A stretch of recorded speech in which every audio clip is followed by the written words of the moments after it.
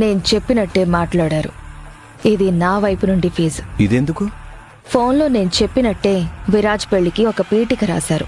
నా వైపు నుంచి ఇదొక చిన్న కానుకనుకోండి. ఇది జ్యోతిష్యం. ఉన్నది ఉన్నట్టు చెప్పడానికి నాకు ప్రత్యేకంగా ఫీజెందుకు? మీరిచ్చిన దక్షిణే చాలు. ఉన్నది ఉన్నట్టా?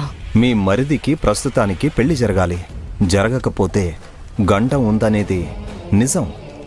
అలాగే పెళ్లి చేసుకోబోయే అమ్మాయి కళ్ళెదుటే ఉందనేది కూడా అంతే సత్యం. అలాగైతే ఆ బ్రహ్మ కూడా నాకు అనుకూలంగానే పనిచేస్తున్నాడన్నమాట. ఇక రమ్య విరాజుల పెళ్లి ఆపడం ఎవ్వరి వల్ల కాదు. మీ సహకారానికి థ్యాంక్ యూ.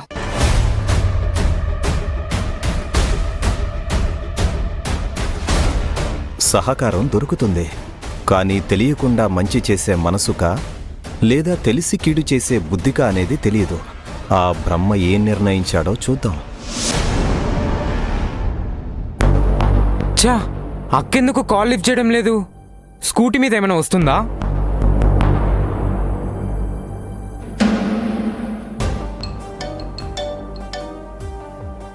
అబ్బా, కాల్ చేసావా? నువ్వు ఎక్కడున్నావో అడగడానికి కాల్ చేశాను. స్కూటీ ఆపకు, త్వరగా రా. దత్తు, అది అక్క, ఎందుకు రాగం తీస్తున్నావు? బయలుదేరలేదని మాత్రం చెప్పకు. ఇంకో 10 నిమిషాలు బయలుదేరుతాను. ఏంటి, ఇంకా బయలుదేరలేదా? ఇక్కడ అందరు వచ్చేసారు అక్క, నువ్వు ఒక్కదానివే రాలేదు. నువ్వు ఇలా లేట్ చేస్తే మనం రెడీ అయ్యేది ఇంకెప్పుడు? వస్తున్నాను. అర్జెంట్ పని ఒకటి వచ్చింది దత్తు. నువ్వేం చేస్తావో నాకు తెలియదు అక్క, వీలైనంత త్వరగా రా ప్లీజ్. 10 నిమిషాల్లో నువ్వు బయలుదేరగలవా? వేరే దారి లేదన్నా, బయలుదేరాల్సిందే. దత్తు వెయిట్ చేస్తున్నాడు. వాడిప్పటికే టెన్షన్లో ఉన్నాడు. ఏంటి దత్తు, చాలా టెన్షన్లో ఉన్నట్లున్నావు? ఇవాళ డాన్స్ లో నువ్వు ఓడిపోవడం కన్ఫర్మ్. ఊరికే నన్ను గెలక్కు, వెళ్ళు. ఓడిపోతామని భయపడి మీ అక్క రావడం లేదనుకుంటా. నా ఓటమి గురించి నువ్వెందుకు మాట్లాడుతున్నావు? మా అక్క వస్తుందో లేదో నీకెందుకు? స్టేజ్ మీద డాన్స్ చూసాక అప్పుడు మాట్లాడడానికి రా. ఇప్పుడు బయలుదేరు. నువ్వు నా డాన్స్ చూసాక అసలు స్టేజ్ ఎక్కుతావని నాకు అస్సలు అనిపించడం లేదు. అందుకే ఇప్పుడే మాట్లాడేద్దామని వచ్చాను. అవునా? అది చూద్దాం ఎవరు గెలుస్తారో. రియా, దత్తు కాన్ఫిడెన్స్ చూస్తుంటే వాడు గెలుస్తాడేమోనని నీకు అనిపించట్లేదా? నీకు కాన్ఫిడెన్స్ కి ఓవర్ కాన్ఫిడెన్స్ కి తేడా తెలీదా? దత్తుకున్నది ఓవర్ కాన్ఫిడెన్స్. వాడు పక్కా ఓడిపోతాడు.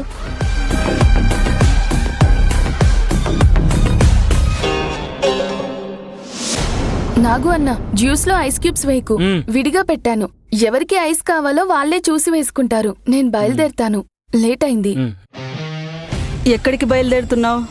పనంతా అయిపోయింది కదా మేడం. జ్యూసే కదా అయ్యింది, మరి వంట సంగతేంటి? అన్నీ అయ్యాయి మేడం. వడ్డించడానికి నేను ఇంకా వేరే పనివాళ్ళు కూడా ఉన్నారు కదా మేడం. వంట అయిన తర్వాత మీనాక్షికి ఇంకేం పని ఉంటుంది? తనకేం పనుంది, ఏం పని లేదు అని చెప్పాల్సింది నేను, నువ్వు కాదు. పనంతా అయిపోయింది కదా మేడం. తమ్ముడు ఎదురు చూస్తూ ఉంటాడు. నేను బయలుదేరుతాను. బయలుదేరు. ఎవరొద్దంటున్నారు? పని అయిపోయిందని కూడా చెప్తున్నావు కదా.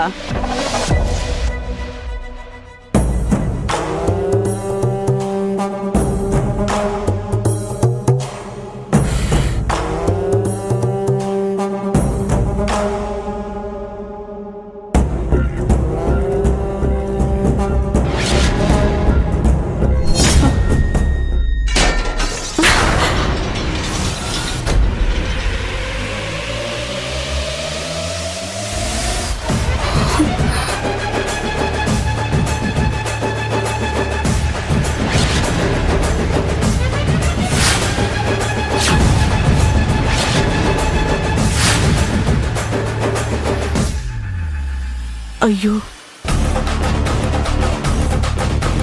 అయ్యో, సాంబార్ అంతా కింద పడిపోయింది కదా. సాంబార్ లేకుండా ఎలా భోజనం చేయాలి?